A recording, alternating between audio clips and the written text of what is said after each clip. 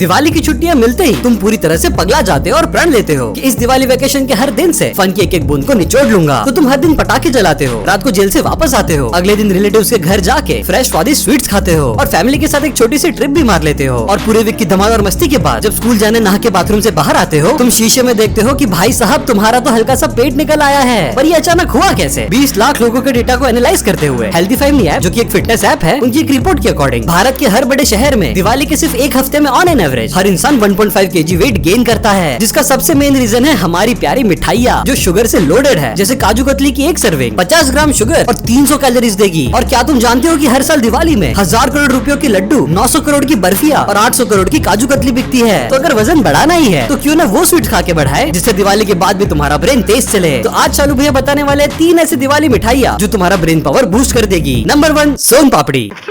साले का खोपड़ी तोड़।